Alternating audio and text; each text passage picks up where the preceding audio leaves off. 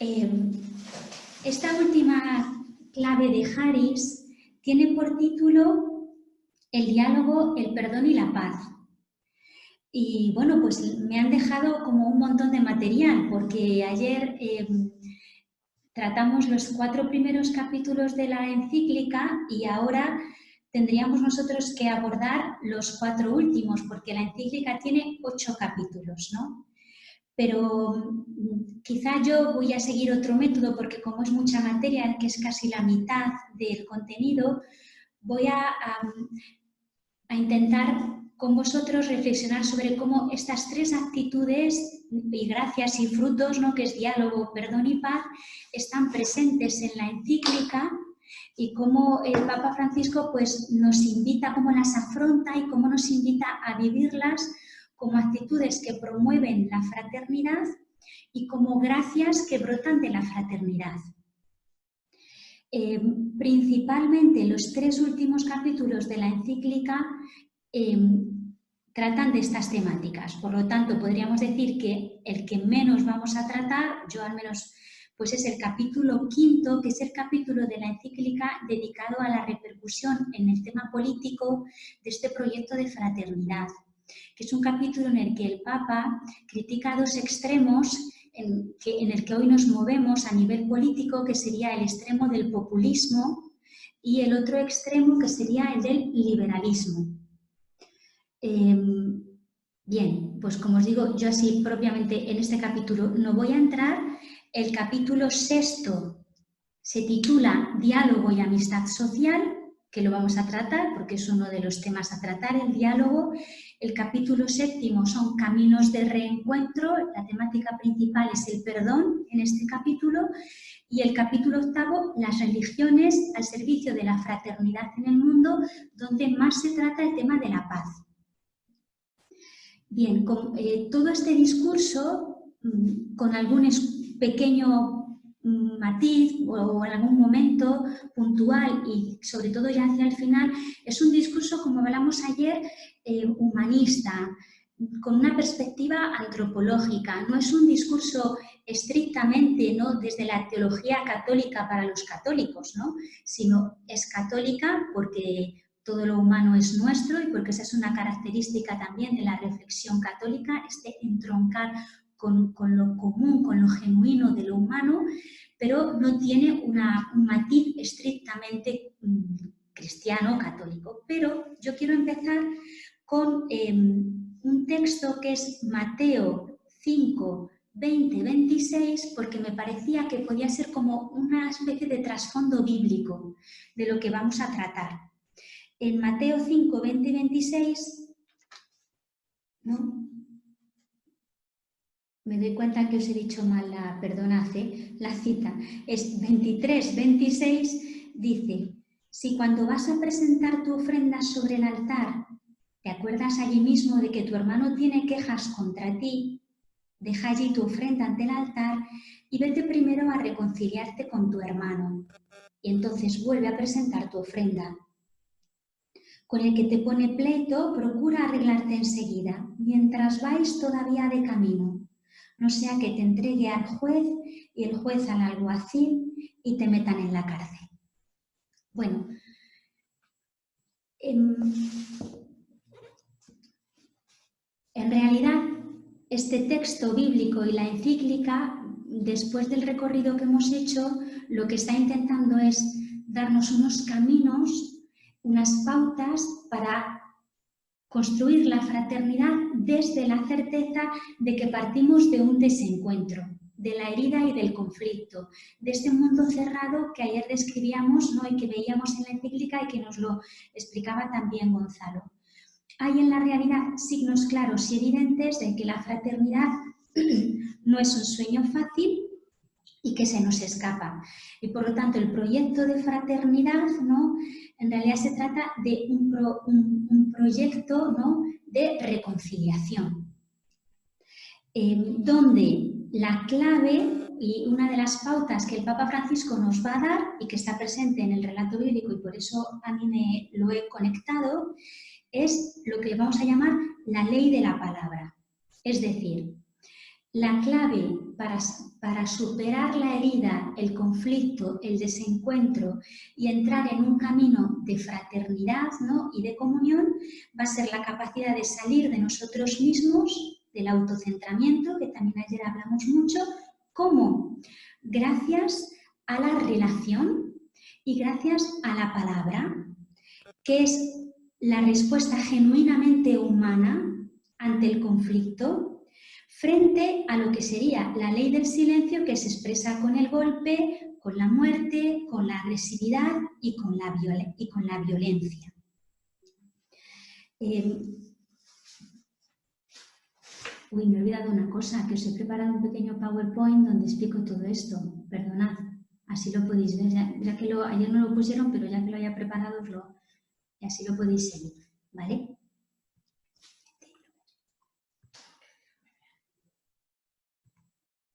Vale. Bien, por lo tanto, la ley de la palabra es una llamada, como os decía, a salir de nosotros mismos y a apostar por la palabra, por el encuentro, por el diálogo, que lo vamos a ver despacio, y así ser fieles a lo verdaderamente humano. Fijaos que lo verdaderamente humano es nuestra capacidad de hablar.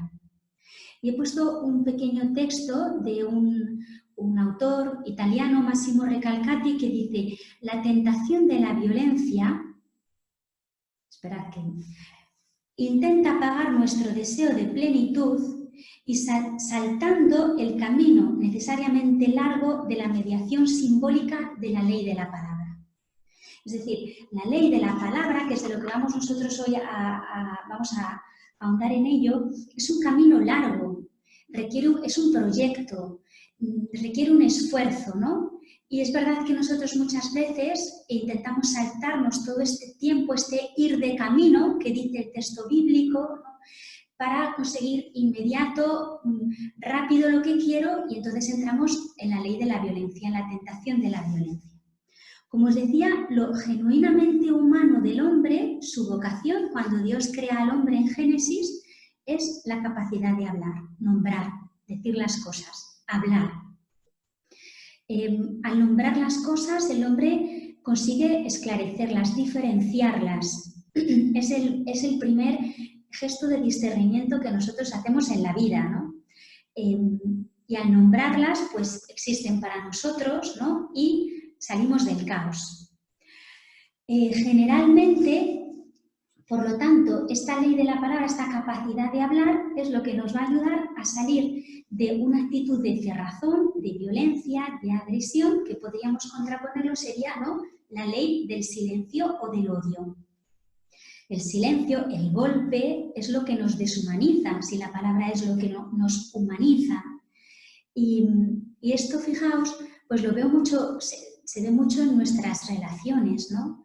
Cuando nosotros renunciamos a hablar entre nosotros, pues para entrar en el silencio o también en la violencia, en la agresividad, ¿no?, entrando en un proceso de deshumanización y también de conflicto, ¿no?, en nuestras relaciones más cercanas.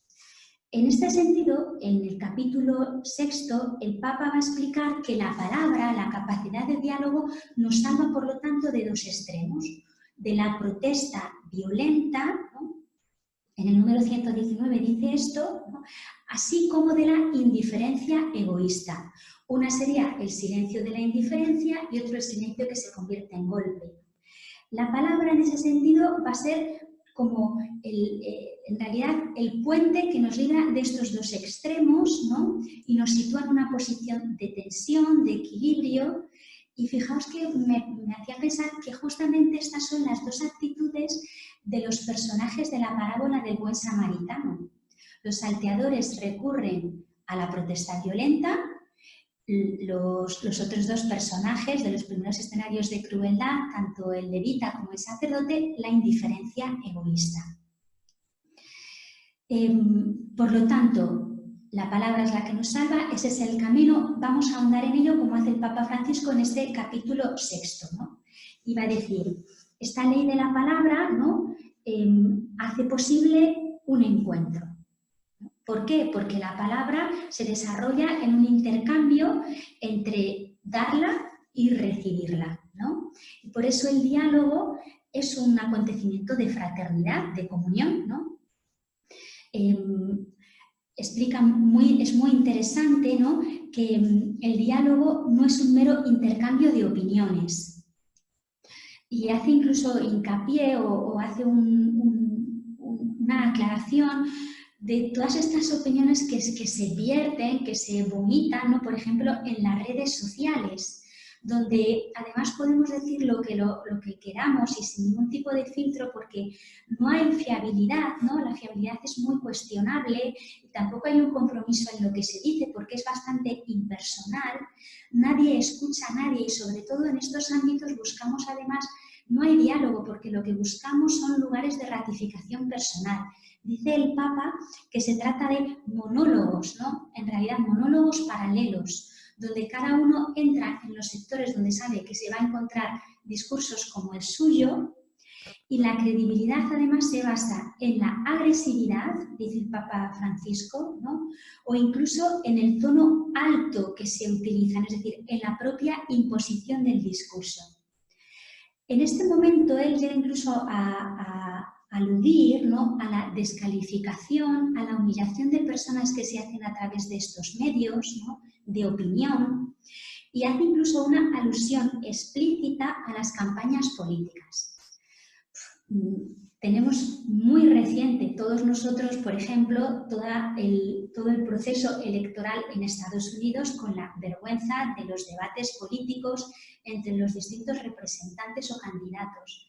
Pero vamos, podemos también verlo, como decía Gonzalo, en nuestro propio contexto español y en general, ¿no? Es decir,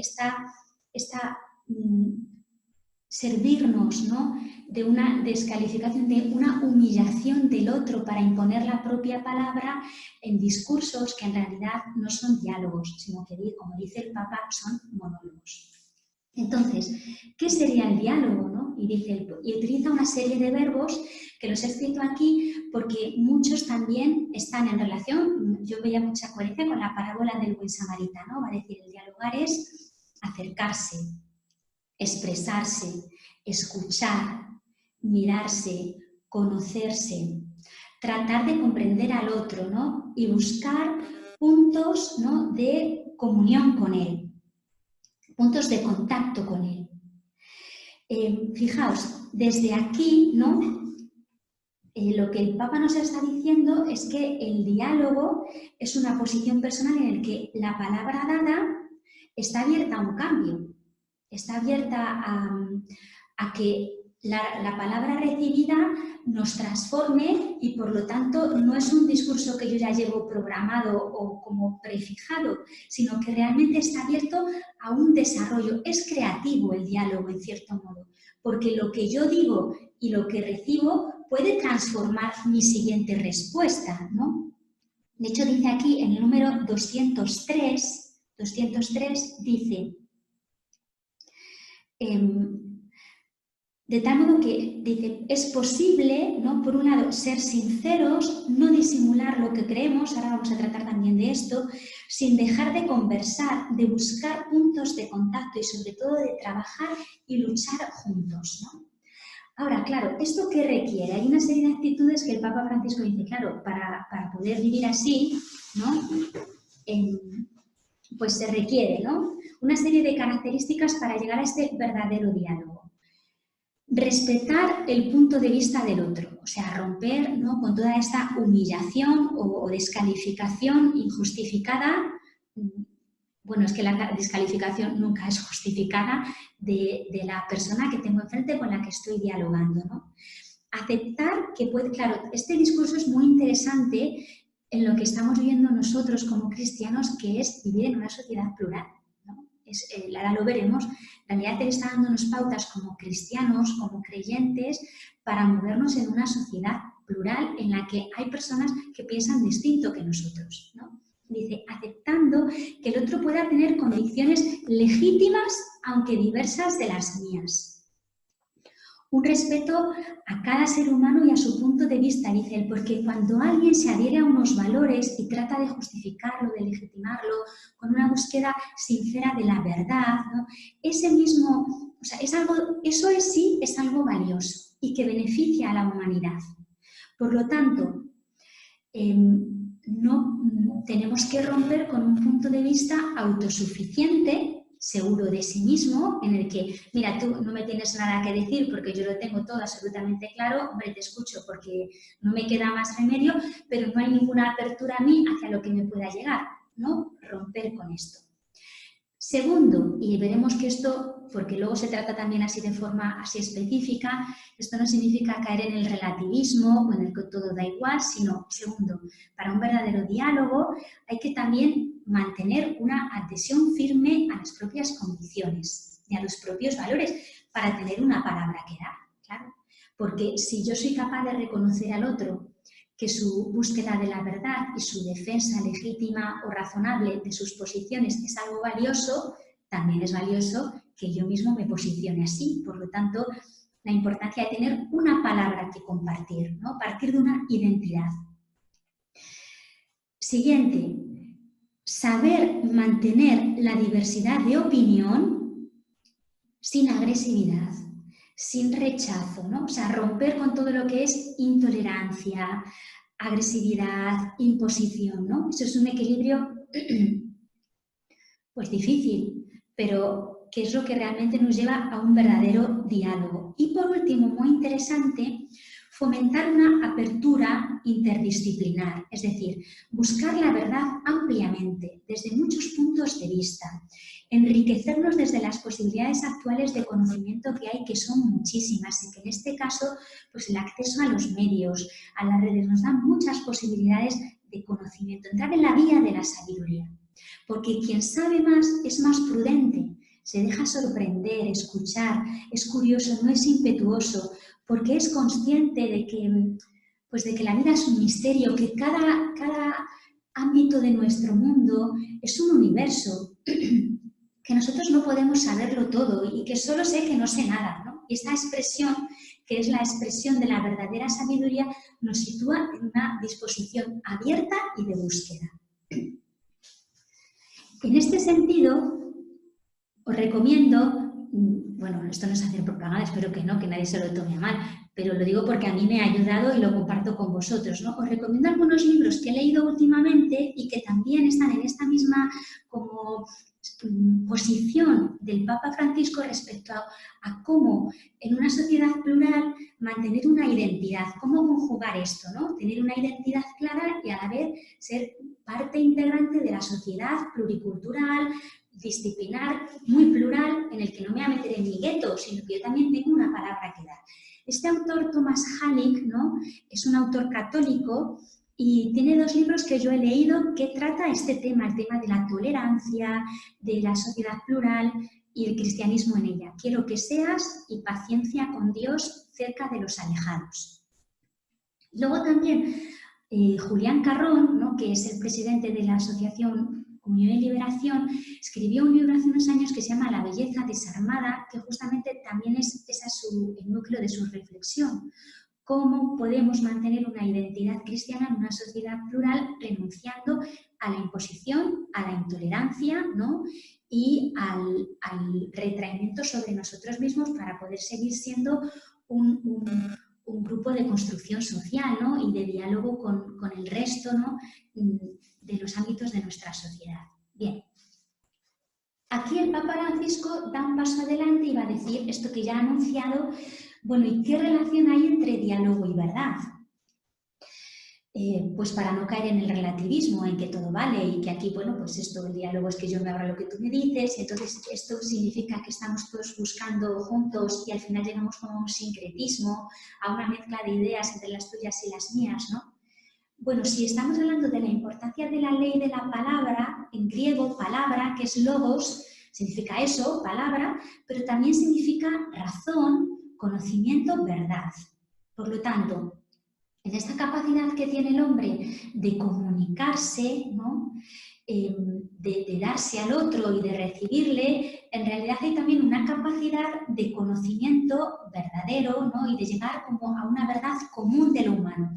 Porque claro, si somos todos partes de una misma, todos los hombres dotados de una misma condición, tenemos esta palabra, pues esta palabra nos aúna y nos puede llevar a unas condiciones comunes. Entonces él va a decir, en la ley de la palabra no hay espacio para el relativismo. ¿No? La verdad, va a decir él, no es la información. Muy importante esto, ¿no? O sea, saber mucho, tener muchos datos no nos asegura que estemos en la verdad, ¿no? La verdad requiere unos fundamentos comunes. Él va a utilizar muchísimas formas de nombrar qué es la verdad, ¿no? De calificarla. Va a decir fundamentos comunes, principios y valores universales, ¿no? Perennes, que no los ponemos nosotros, que nos esperaban, ¿no? Que están antes de que nosotros llegáramos, que son garantes de algo absoluto y eterno y que no depende de la moda, de la opinión, de los sentimientos o la cultura. Son como unos valores trascendentes y que en realidad son una seguridad frente a los cambios de época, opinión o también, sobre todo, las líneas de fuerza de las que se sirven los poderosos para imponer sus propios intereses, ¿no? Todo lo que ya hablamos de este proceso de globalización, que en realidad al final es un imperialismo, ¿no? De las ideas de unos cuantos que se imponen sobre otros. ¿Qué es la verdad? La verdad son valores innegociables, estables, ¿no? Verdades permanentes, estructuras básicas que no son contrarias a la convivencia social ni al consenso, más bien son sus garantes, ¿no? O sea, hay algo previo que nos aglutina a todos como unos principios, unos fundamentos. Todas estas son expresiones del Papa Francisco en el número 212, que es lo que va a hacer posible la diversidad, ¿no? A mí me recordaba la palabra universo, o sea, esta unidad que hace posible una diversidad. En este sentido, el Papa Francisco explica, ¿no?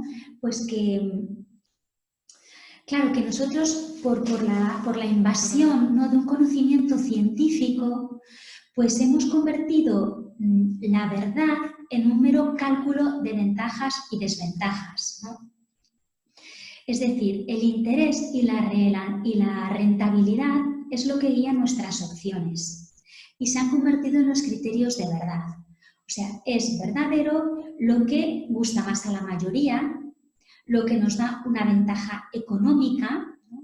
Lo que es rentable a nivel político y social o lo que está en interés, en cuestión en cada momento, ¿no? Claro, dice, guiados por estos objetivos, y esto lo estamos sufriendo hoy en día, en el mundo de hoy se cometen muchas injusticias, atropellos, se hiere al hombre y se le utiliza. Porque, como hablamos ayer, por la ley de la rentabilidad, estos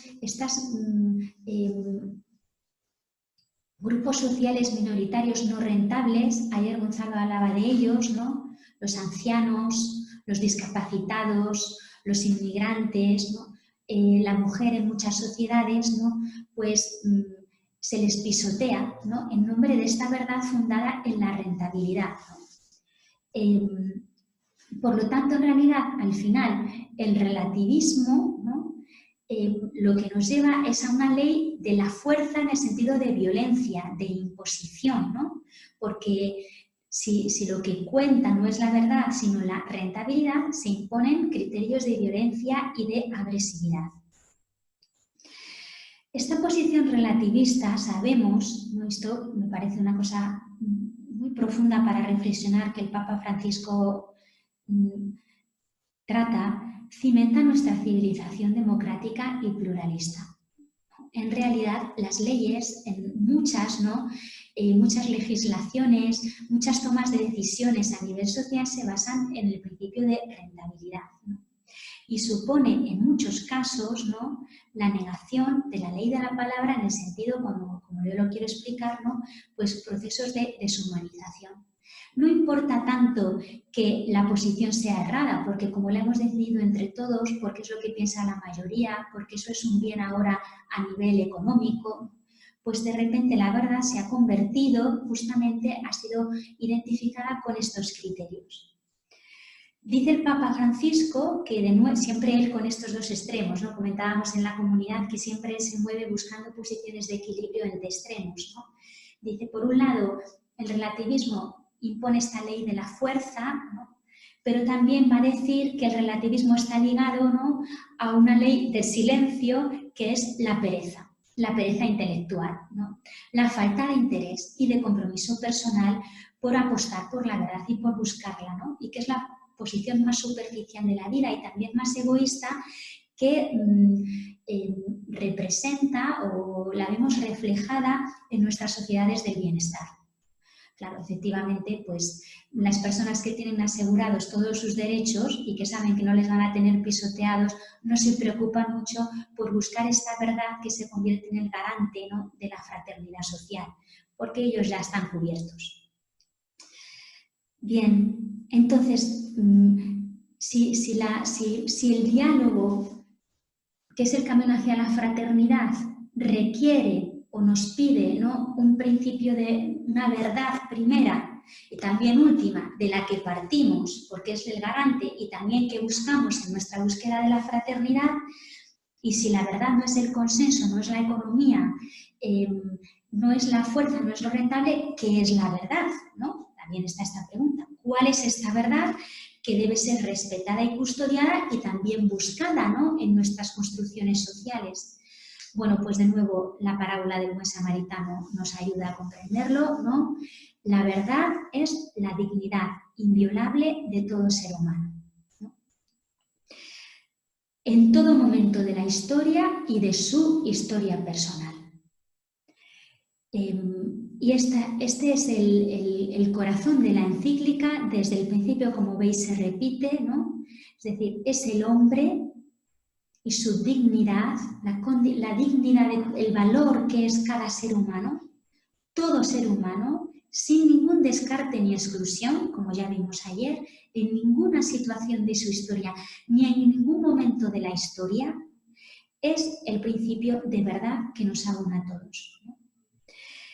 Desde este principio universal y elemental, ¿no?, que es el respeto a la dignidad de todo ser humano, dice el Papa Francisco, se siguen diversas normativas prácticas y sistemas morales, que son justamente los que deben ser dialogados y consensuados. En realidad, lo que tenemos que buscar a través del diálogo es cómo mantener este respeto, ¿no?, a la dignidad del ser humano en medio de nuestra sociedad desarrollada, tecnificada, ¿no?, plural. Entonces, este es el equilibrio, ¿no? Y también en este sentido el Papa explica cómo no es que se está imponiendo una moral o una forma de pensar, sino que se parte de un principio inviolable desde el que luego se pueden desarrollar distintos sistemas morales, normas prácticas y también sistemas políticos, ¿de acuerdo? Él ya ahí también hace un apunte muy breve en el capítulo 6, que esta dignidad inviolable del ser humano está aún más garantizada y salvaguardada, ¿no?, en las religiones, ¿no?, cuando se cree, ¿no?, en la creencia de que Dios ha creado al hombre y le ha dotado de esta dignidad porque es criatura suya. Pero de eso volverá más adelante. Bueno, desde aquí, él va a decir, desde esta ley de la palabra, surge la posibilidad de una cultura del encuentro, ¿no? ¿Por qué? Claro, porque si el otro es digno de mi respeto, ¿no?, de mi acogida, de mi escucha, ¿no?, pues entonces es realmente vivo con cada ser humano una oportunidad de encuentro, ¿no? Y aquí es donde él desarrolla un apartado pues muy entrañable, que es el apartado sobre la amabilidad, ¿no? Recuperar la amabilidad. Bueno, que en realidad puede ser como el precipitado, la condensación de todas estas descripciones de lo que eran las actitudes para el diálogo, ¿no? Iba a decir, la amabilidad es lo que debemos darnos unos a otros, ¿no? Por lo tanto, desde estos principios, la sonrisa, la deferencia, la escucha, la atención, ¿no? Y llega a decir esto, ¿no? Es el milagro cotidiano que ilumina nuestras vidas, ¿no? Esta amabilidad. Os he puesto un texto que he leído yo últimamente estos días y que pues me parecía que reflejaba un poco este milagro de la amabilidad, ¿no? Que no voy a detenerme más, pero con el texto que es de un poeta español, bueno, poeta, escritor, joven granadino, Jesús Montiel, ¿no? Que dice así, dice: en el supermercado, en el pasillo de las bebidas, una señora ha chocado conmigo y yo le he sonreído. Ella ha sonreído a su vez y se ha llevado mi sonrisa, la suya, al estante de los lácteos. Allí, delante de los yogures, un muchacho que miraba sonreído y ha caminado hasta el cajero. El anciano que había delante en la cola sonrió al verlo sonreír, y así sucesivamente. Me he preguntado dónde acabará la sonrisa que he comenzado. La sonrisa es contagiosa, pandémica, fijaos que viene hoy esta palabra que tiene connotaciones tan negativas, pandémica, por muy gris que sea el día. Se propaga de rostro en rostro como un fuego blanco. Creo en el ser humano. Aunque el mundo parezca injusto, una sonrisa basta para devolverme la confianza. Mi sonrisa en otras bocas, cada vez más lejos de mí, ya ha salido del supermercado y estará en otro barrio. Estas pequeñas cosas me redimen. Una sola palabra amable borra las frases que ha escrito el diablo en la pizarra del tiempo. Qué necesitados estamos de estas actitudes que el Papa Francisco describe de amabilidad en lo que es nuestro contexto cotidiano, en el trabajo, donde vamos a hacer la compra, en nuestra casa, que a veces estamos siempre serios, preocupados, y la sonrisa es capaz de disipar, ¿no?, una situación pues, de conflicto, o al menos afrontar el conflicto, no desde la violencia o la distancia, sino desde la confianza de que es posible el diálogo. Bien, el siguiente tema que el Papa Francisco trata es el tema del perdón, que está en el capítulo 7 principalmente. Claro, si hemos dicho ya desde el inicio que con el panorama que el Papa nos da del mundo en el texto evangélico, es decir, partimos del reconocimiento de las heridas de los desencuentros, ¿no?, que es ahí donde nos movemos, pues en realidad el perdón es la fuente de la verdadera fraternidad, la fraternidad brota de la reconciliación. En realidad la fraternidad no es algo natural, ¿no?, ni siquiera es algo biológico, porque también la fraternidad biológica necesita, ¿no?, de ser redimida por el perdón para que se mantenga en el tiempo. No la logramos con nuestras propias fuerzas, sino que es un acontecimiento de salvación, la fraternidad, y por ello es un acontecimiento de reconciliación. Pasar de considerar al hermano, no considerarlo de rival, a prójimo, es un acontecimiento de gracia, de responsabilidad, ¿no?, una elección ética que supone asumir los errores, la culpa, el mal ocasionado, ¿no?, bien por uno mismo o los otros, y entrar en una dinámica de responsabilidad, como ayer veíamos con la parábola del buen samaritano. Y el Papa aquí describe un itinerario para este perdón muy interesante, ¿no? ¿Cuál es este itinerario para el perdón? Pues mira, primero, reconocer la culpa, la propia o la ajena. En el texto de Mateo, que lo decimos también muchas veces en casa, dice: si cuando vas a presentar tu ofrenda sobre el altar te acuerdas que allí mismo de que tu hermano tiene quejas contra ti, tu hermano es el que tiene quejas contra ti, ¿no? No es que tú la tengas contra el hermano, ¿no? O sea, bien, entonces, reconocer la culpa, ¿no? Y en este sentido vuelve el Papa Francisco a utilizar este tema de la memoria histórica, ¿no? Es decir, lo que son las barbaries de la historia, los procesos de deshumanización que hemos vivido, ¿no?, y que no nos deben ser indiferentes porque somos capaces de todos y la memoria nos salva, ¿no? Esta memoria, dice el Papa Francisco, tiene un carácter penitencial, ¿no? Utiliza esta expresión muy bonita, que por un lado intenta, ¿no?, a través del recuerdo comprender, rumiar, conocer el mal ocasionado, ¿no?, pues para no estar encadenados en el dolor ni en la insatisfacción de lo que nos ha pasado, para buscar también y comprender cómo ha sido posible esto, ¿no? Hacer memoria del mal sufrido, ¿no?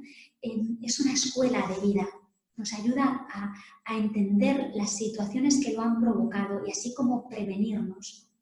Entonces, la memoria penitencial, muy importante. Esto es una cosa, pero bueno, este es el sentido que tiene en la práctica de la vida cristiana, pues el momento en la Eucaristía o antes del sacramento de la reconciliación, o muchas veces algunos lo hacemos, ¿no?, al final del día del examen de conciencia. En realidad es esta memoria penitencial, ¿no?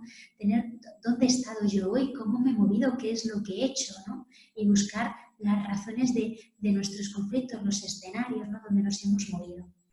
Segundo, afrontar el futuro como novedad, ¿no?, y con esperanza. Él habla un poco de que la reconciliación no se alcanza de forma, dice él, proactiva, es decir, con una actitud, o sea, encarando el futuro, ¿no?, con una praxis, poniéndonos en pie, poniéndonos en camino, ¿no?, desarrollando proyectos de colaboración, de compartir, de servicio, ¿no?, un poco el propósito de la enmienda.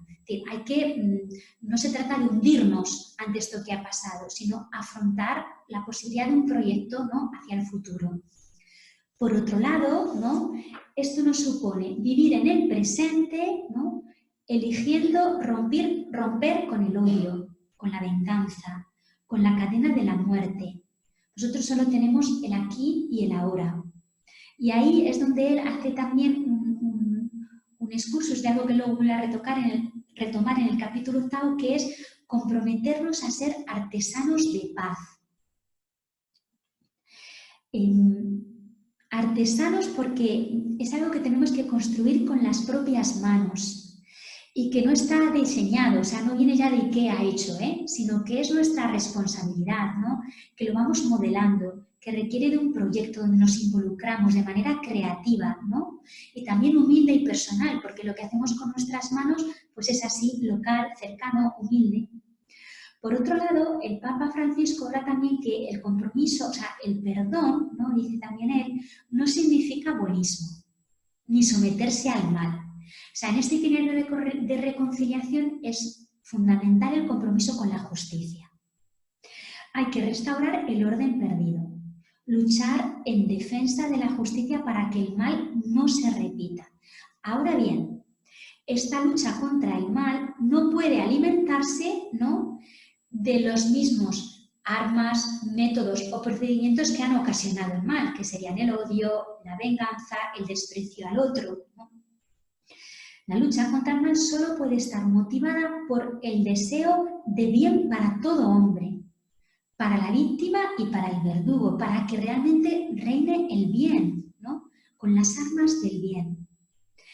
Aquí el Papa critica, ¿no?, hace también un buen desarrollo de dos formas a nivel nacional e internacional que se han utilizado para vencer el mal, dos soluciones que son extremas y que son ambiguas. Y es donde él hace todo una reflexión sobre la guerra y la posibilidad que hay de recurrir a ella, ¿no?, como una garantía del bien de la población, y explica que realmente es una solución que pisotea la dignidad inviolable de cada persona humana. La guerra nunca es la solución, ¿no?, para la justicia. Tiene una posición radicalmente en contra de lo que es la violencia, ¿no?, la guerra, el recurso a la acción armada, y también habla de la pena de muerte, ¿no?, que es también otro recurso a nivel nacional, internacional, político, que se buscó solución, ¿no?, como para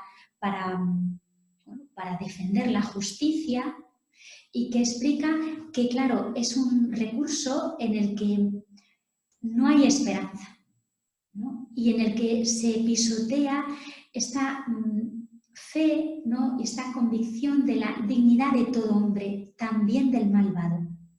Y aquí dice algo, ¿no?, que como que da un paso más, porque estas posiciones, pues él ya lo dice, ya estaban presentes, ¿no?, en el magisterio de la doctrina social de la Iglesia anterior. ¿Os acordáis? Pues que incluso hubo una rectificación del catecismo de la Iglesia católica, ¿no?, sobre el tema de la pena de muerte, porque se dejaba en la primera edición como abierta la posibilidad de que en algunos países, en situaciones muy concretas, cuando no había posibilidad, ¿no?, de controlar, ¿no?, la acción malvada de algunas personas, se podía recurrir a ella, y en una segunda edición esto se modificó. Pues el Papa da un paso incluso adelante y llega a decir que incluso la cadena perpetua, ¿no?, es también una forma solapada de pena de muerte, porque en realidad también está privando, ¿no?, al malvado, ¿no?, de este itinerario de reconciliación, del futuro de esperanza. No se le da posible, o sea, no hay una apertura al bien en él. Por último, en este itinerario de reconciliación, el Papa hace un apunte religioso, ¿no?, porque va a explicar, y esto es muy bonito, pues que en realidad hay algo propiamente cristiano y religioso en la experiencia del perdón. Y va a decir, porque realmente el perdón es un gesto divino, por excelencia. Dice, ¿no?, que somos capaces de vivir el perdón desde un proceso fuerte de conversión, de purificación, requiere de un cultivo interior, ¿no?, y de una grandeza de alma que no es fácil en el mundo en el que vivimos tan superficial. Requiere un cultivo y un cuidado de la bondad del corazón, para no entrar en la guerra y en la violencia y en la venganza, que dice que realmente es un atributo propio de Dios y de los que están cerca de Él. Y por último, el último punto, la paz, ¿no? Podríamos decir que si lo anterior eran como caminos hacia la fraternidad, la paz, ¿no?, en realidad es como el fruto de estos caminos, porque la paz es la hija de la justicia, del perdón, ¿no?, del encuentro, de la propia fraternidad.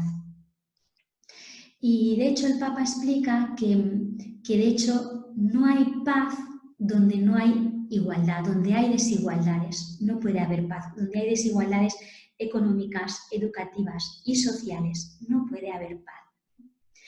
En este momento vuelve a retomar este tema de artesanos de paz, ¿no? Hace la llamada en el número 213, estamos ya en el capítulo, todavía estamos en el capítulo 7, porque este es un tema que aparece en el 7 y luego en el 8.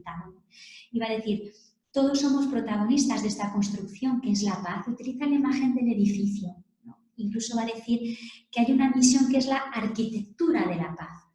Un poco que tiene que ver, a mí me hacía pensar en esta orden, en esta justicia, ¿no? Porque en una arquitectura todos los distintos elementos, ¿no?, en un edificio tienen que estar puestos de una forma ordenada, de una forma equilibrada, para que eso se sostenga, ¿no? Entonces la arquitectura de la paz habla de muchos ámbitos, pues esto educativo, económico, social, que propician, los el que en la sociedad haya nazca la paz, ¿no?, entre los distintos, entre los pueblos. Y en este sentido, de nuevo el Papa entra en un discurso religioso, sobre todo en el capítulo 8, ¿no? ¿Por qué? Porque va a decir que en realidad, de nuevo, un poco entroncando con el tema de la verdad, es un valor trascendente lo que garantiza una paz mundial. Y vuelve a hablar de estos valores inalterables, ¿no?, que es el respeto a la dignidad de cada hombre, de donde puede surgir, ¿no?, el don de la paz. Y claro, aquí él va a decir que, aunque este es un principio natural, ya lo hemos explicado, a partir del diálogo, ¿no?, ciertamente las religiones se convierten en garantes y salvaguardas de este principio. ¿Por qué? Porque las religiones se basan, ¿no?, en una comprensión del hombre como criatura, creado por Dios, de algún modo, cada una de un modo distinto, con una diversidad, afirman un vínculo entre Dios y el hombre, un cierto vínculo filial, ¿no? Es muy bonito porque dice, solo la apertura al Padre hace posible la fraternidad, ¿no? es Dios, el Padre, que sería como esta verdad precedente, el garante, el que funda la fraternidad, el reconocernos todos como hijos de Dios, rompiendo con la rivalidad y con la disputa de la herencia, ¿no?, para entrar en una comunión de vida. Por esto, ¿no?, va a explicar él que, antes de esto que he puesto en el PowerPoint, ¿no?, que claro, el totalitarismo moderno en el que vivimos, ¿no?, que está basado justamente en la negación, ¿no?, de esta dignidad trascendente del hombre, se caracteriza por una sociedad en la que no hay Dios. Claro, una sociedad en la que no hay Dios, en ella no hay un respeto a la dignidad trascendente del hombre, ¿no? Y entonces entramos, ¿no?, en todo pues esta hecatombe que hemos descrito, en la que vivimos, en la que se pisotean los derechos de los hombres. Ahora bien, cuando el Papa trata este tema de las religiones como constructoras de paz, como reafirmación, ¿no?, de los derechos del hombre y por lo tanto como fermento de paz en la sociedad, ¿no?, va a reconocer, ¿no?, que esto es fruto, con mucha humildad, esto es fruto de un largo aprendizaje, ¿no?, que han hecho los propios hombres religiosos y las propias religiones como instituciones, porque durante siglos, no lo dice él esto, pero está abajo, sabemos que en nombre de Dios se han enarbolado muchas armas. Sabemos también, y este también ha sido uno de los prejuicios que ha motivado, ¿no?, todo el proceso de secularización en la Europa, ¿no?, del siglo XX, que es todas las guerras de religiones, ¿no?, que han justificado la violencia en la defensa cada uno de su propio Dios o su propia religión. El Papa, por lo tanto, dice que esta visión positiva de las religiones que él quiere defender y que son acicates para la paz, ¿no?, pues es fruto, gracias a Dios, pues de un desarrollo, ¿no?, y de una sabiduría, de un aprendizaje que hemos hecho los hombres religiosos. Y con este aprendizaje podemos afirmar rotundamente que hacer presente a Dios en el mundo es un bien para la sociedad. Hacer presente a Dios en el mundo es un bien para la sociedad, porque Dios es garante del hombre. Y de hecho, cuando Dios ha sido expulsado del mundo, se ha pisoteado a Dios y a los hombres. Donde no hay valores religiosos, es más difícil mantener la dignidad del humano. Y por eso la religión, esto es muy interesante, tiene un lugar en el ámbito público. Por eso la religión no es una cuestión de sacristía, se nos dice esto, pero no se puede relegar al ámbito privado. La religión tiene una voz, porque si en la sociedad lo que estamos buscando es este proceso de humanización, nosotros como creyentes no debemos avergonzarnos, porque nuestra fe, nuestra creencia en Dios aporta, es un valor positivo, ¿no?, para construir esta sociedad en la que se buscan defender cada vez más y mejor a todos los hombres. Por esto el Papa pide abiertamente y como valor principal la garantía de la libertad religiosa para todos en todas las sociedades. Dice, para las religiones minoritarias también, ¿no? La libertad religiosa es un valor principal que debemos salvaguardar, porque la religión es un factor que propicia el bien común y de todos. Y de hecho vemos la respuesta tan positiva que ha tenido la encíclica por parte de muchas personas que a lo mejor no son genuinamente cristianas, ¿no?, o religiosas. Pero es que la religión, ¿no?, cuando no es vista desde un prejuicio, en realidad es un, voy a decir, factor que propicia el bien común, ¿no? Es un elemento, ¿no?, que construye la sociedad. Dios no va en contra del hombre. La religión humaniza, hace posible la sociedad. Y él va a decir, ¿no?, en este sentido, pues que los fundamentalismos religiosos, lógicamente, tenía que tocarlo en este momento, claro, porque es la lacra que vivimos ahora también, ¿no?, y que pone en cuestión este discurso del Papa Francisco. Dice, los fundamentalismos religiosos, ¿no?, dice, en realidad, ¿no?, están instrumentalizando la religión. no son religiones, ¿no? Sino que son interpretaciones erróneas de la religión, interpretaciones a veces políticas, partidistas, ¿no? Como que contaminan, ¿no?, la verdadera religión. Y aquí es muy rotundo. Es imposible, dice él, que una verdadera adhesión religiosa provoque odio, rechazo, violencia, desprecio del otro. Es imposible, ¿no?, que un hombre religioso, ¿no?, en nombre de la religión, porque por nuestros pecados claro que podemos, y de hecho ahí estamos, no llegamos a lo mejor al terrorismo, pero bueno, ya dice Jesús, ¿no?, un poquito antes de lo que yo he dicho, que si llamamos necio a nuestro hermano, ¿no?, estamos contra el pecado de no matarás. Es decir, por el pecado es posible todo, pero como convicción y sobre todo justificado por la religión, ¿no?, dice él, es imposible. Esto no es una verdadera adhesión religiosa, es una instrumentalización de la religión por fines políticos, fines partidistas o ideologizados. Dios no necesita que nadie le defienda. Dice, Dios no necesita que nadie le defienda usando el terror, el miedo, el castigo y la fuerza. Esto es muy importante también para nosotros en nuestras pequeñas, ¿no?, posturas. Dios hace salir su sol sobre buenos y malos, sobre justos e injustos. No necesita que le defendamos, ¿no?, utilizando el castigo. Recordemos a Jesús en el momento del prendimiento. Bien, estamos terminando, ¿eh? Por lo tanto, el cristianismo desde aquí reconoce el valor positivo de toda religión que reafirma estos valores esenciales, el amor a Dios y el amor al prójimo, ¿no? Pero por otro lado va a decir que esta visión tan positiva de la religión y de toda religión como vía de humanización y de paz no impide que los cristianos estemos orgullosos, ¿no?, o que vivamos con alegría, con adhesión total y con un fuerte testimonio nuestra identidad cristiana.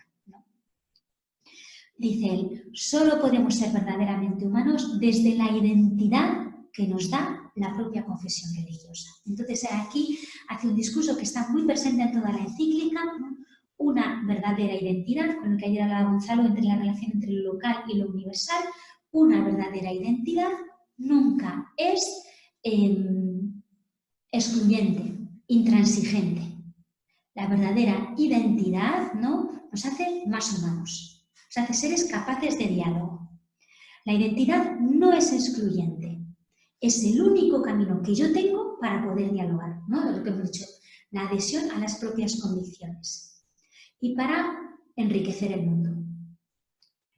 Y de aquí, ¿no?, pues que el Papa Francisco vuelve un poco a como lo que hablaba en la introducción de la encíclica, porque lo que va ahora a retomar para terminar es el testimonio, ¿no? Empezaba en la encíclica hablando de Francisco como testigo, ¿no?, el imán, ¿no?, que le ayudó, también que motivó la escritura de la encíclica. Y entonces se va a decir, tenemos multitud de testigos, ¿no?, que representan estas actitudes. Y entonces cita a Martin Luther King, Desmond Tutu, Gandhi, y por último, Francisco ya le había hablado antes, va a nombrar pues a un hermano nuestro, a un cristiano, ¿no?, aquí tampoco conocido, que es Charles de Foucault, ¿no?, Carlos de Foucault. Y va a explicar cómo Carlos de Foucault, y no he querido hablar mucho de él porque así también podéis buscar vosotros algo e interesaros por él, ¿no?, que tenía en su corazón el deseo de ser el hermano de todos o el hermano universal. Y dice Francisco, fijaos qué bonito. Y para ser el hermano de todos, Carlos de Foucault, que es un francés de una familia adinerada en el siglo XIX, un sibarita, ¿no?, lo que hizo es convertirse en el hermano de los últimos. Porque siendo el hermano de los últimos, se convirtió en el hermano de todos. Entonces se fue a vivir primero unos años a Tierra Santa y luego, sobre todo, los últimos años de su vida, ¿no?, al Sáhara, Marruecos, para hacerse hermanos de las tribus más pobres que vivían allí en el desierto, como aparece en esta fotografía que os pongo.